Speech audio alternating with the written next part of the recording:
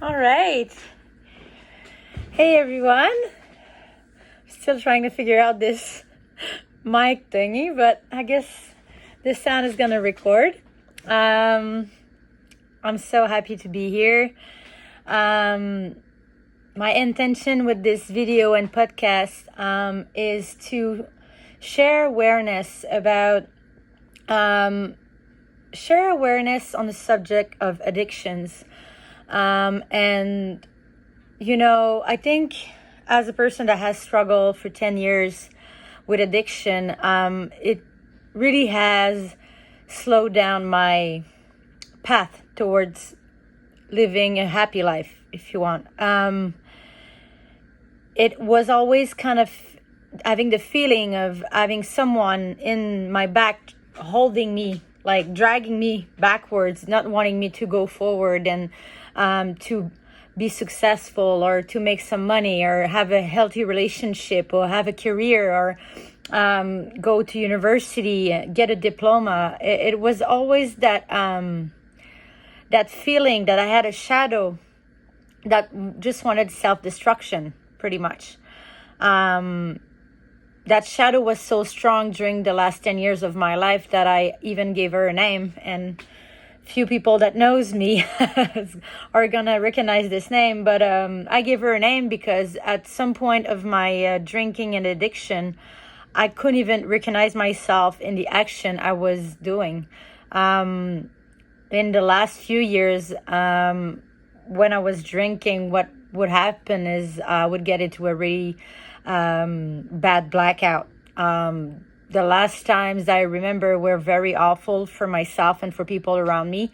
It was a vortex of sufferance, of anger, of pain, of resentment, of guilt. It was just a black hole consuming myself inside out, filled with all those suppressed emotion. So I gave a name to my shadow, or drunk Vero. We called her Shirley. If you want to know a little bit more about her, she was very loud, very childlike. She would need the attention of every single person in the bar. She would be very mean to the boyfriend she had at the time.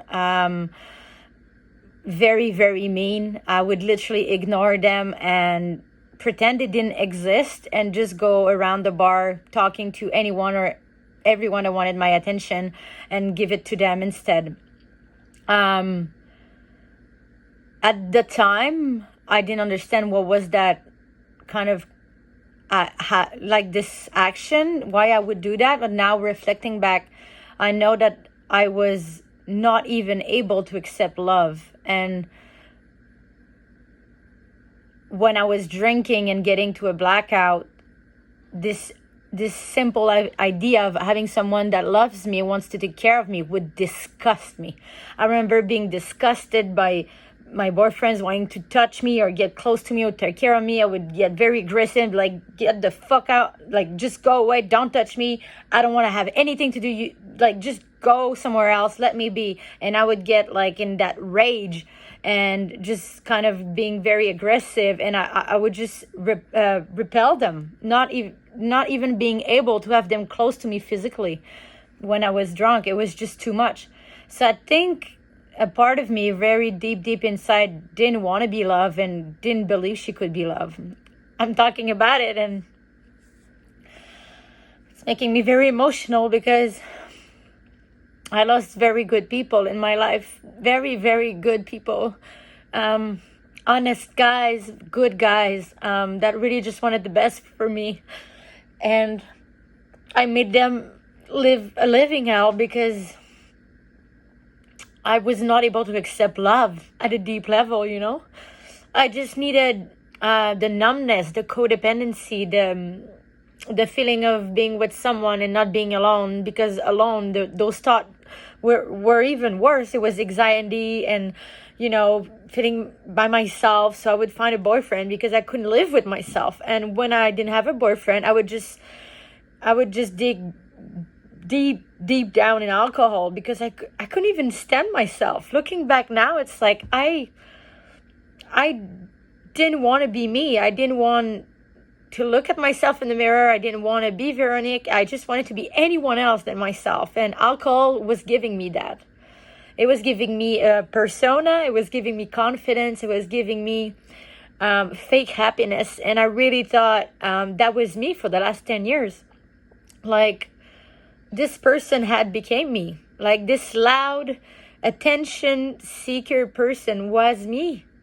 So when I first attempted to stop alcohol and drugs, I remember having this feeling of like, who am I? Who's this person that's being sober right now? She's so boring. Like, she has no energy. She has no drive. Like, who is this? Like, I was just for the first time in my life trying to reconnect with myself and knowing who I am when I'm not completely fucking drunk and on cocaine, just completely fucked up, out of my mind, and like I feel like I was trying to find myself in this old like darkness. I was trying to find myself through alcohol. I was trying to go to the bottom of things, of this sufferance with alcohol and drugs and using, like if it was going to connect me to some higher power and I would connect to something and makes me understand, or I don't know. This is what's confusing about addictions, is they often say that people with addictions are people that are in need of connection, that the remedy to addiction is human connection. And I totally believe in that, because at the time I was just in need of connecting with myself, with something, a higher power, spirituality, feeling that there's a reason why I'm here. And I didn't know where to look for it. So I was looking towards, alcohol and drugs, just to feel connected, to feel that rush, to feel that, like when you get drunk and you do a line, you just get this, like you feel so alive and it's so good. But it's also fake. And it's also all like temporary, and it's not real. And as soon as it goes away, you start feeling this anxiety, because you're like, you want this, you still want this connection, you still want this high, you want to feel like you're someone, and you're worth being here on this planet. And then it goes away, so you want more and you want more, and you just keep diving deeper and deeper and deeper into addiction until you just get to the bottom of it, and you just understand that this is not the way to find yourself. This is the way to kill yourself, literally. So this is something I've been struggling all my life with, but it's been very good for the past year. I think the pandemic really helped a lot of people realize that a lot of things we were doing were not good for us. So the pandemic allowed us to turn inwards and to really kind of like go see what's there. So for myself, I think the first month of the pandemic was just drinking, like party. And I remember just waking up like, I cannot do this anymore. I'm just gonna end up killing myself. I just can't live like this. Something has to change. So I went and seek help, and went to NA and started doing meetings and getting the help I needed, and was sober for 4 months and did a lot of work in that 4 months internally. And that's when I started listening to podcasts. The I Am a Badass podcast by Lani Nalu was my religion. Every day I would go for a run and I would listen to her. She's also an old cocaine addict. She's now a life coach. She lives in Bali. And I was really like connecting to her, her story of like a very masculine, like wanting the attention and having this high on cocaine, and then kind of like turning that around and just like getting herself into like sport and like, very like adrenaline, like nice, healthy sport, like kickboxing and Muay Thai. So that was like, this is my kind of woman. I want to know more. I want to listen to more. So pretty much for 4 months, I listened to one episode every few days while I was doing my walk or my bike ride. And I also started doing cross-country skiing. That was a really new thing for me to start cross-country skiing, because I was always a very big passionate about snowboarding. For me, it was going downhill fast and having these high emotions, this rush. And that's always how I had sport in my mind, that I needed this rush. And looking back now, I just needed this rush to feel alive.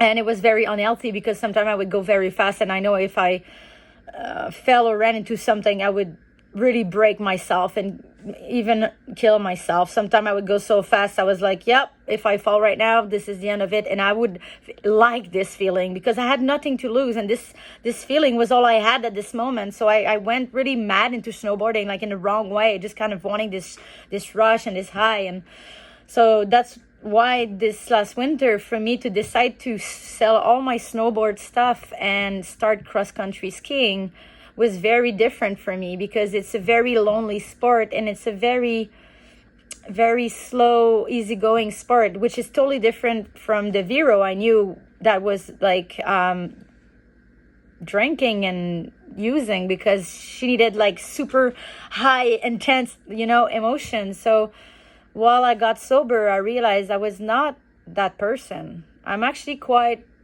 calm. I'm actually quite, when I was younger, I had a lot of energy, but I also had my lonely moments that I was like playing by myself in my little world. And I found that world again when I went in the forest just by myself, just in the silence of the snow, the crisp, the birds, and just connecting with myself finally. And few times when I went, I cried because of just the beauty of everything that it was, just to slow down, Like I never slowed down. Everything had to go so fast. Like everybody, like when I was a kid, called me the little tornado. I was just going around in circles, just like chasing my tail, because I couldn't stop, because stopping meant feeling those feelings that I had inside, just so much anger and resentment and guilt, and it was all there. And when I was drinking, it wasn't. So when I stopped last year during the pandemic for 4 months, I really went to dig into this, and it really felt amazing, to be honest, to just go see that anger. And not surprisingly, it was very well linked to my stepdad when we grew up. That was a total narcissist.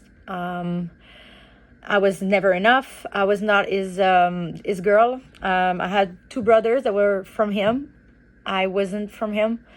He made me understand that I didn't belong there. So every day, pretty much when I grew up, I was told I was a little shit, that I was not worthy of their attention, that I was not good at doing anything, and pretty much that he was going to teach me how to be and to break me.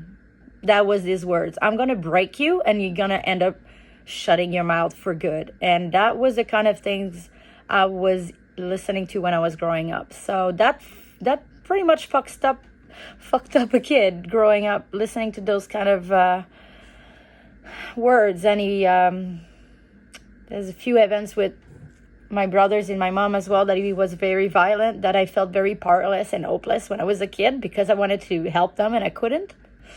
Now looking back, I know that it wasn't my fault. I know also that I did my best, and I also know that he did his best. With all the work that I did in the last year, I know now that it's not his fault. I forgive him.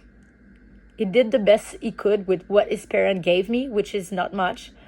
And that by staying angry with him, I was only hurting myself, because he's living his life. He doesn't give a shit about me. If I stay angry, I'm the one hurting myself, no one else. And I couldn't deal with this anger anymore. So I had to let it go. And I did. And I forgave him. And it was the biggest gift to myself to start my recovery, because it lifted a weight that was, I couldn't even describe the feeling when I forgave him. So that's a little bit about the first part about my recovery. To let go of anger and to let go of resentment, because in the end, it's only hurting yourself. So I hope you will be there for my next video, and I will talk a little bit more about the next part of my recovery, getting over the death of my daddy.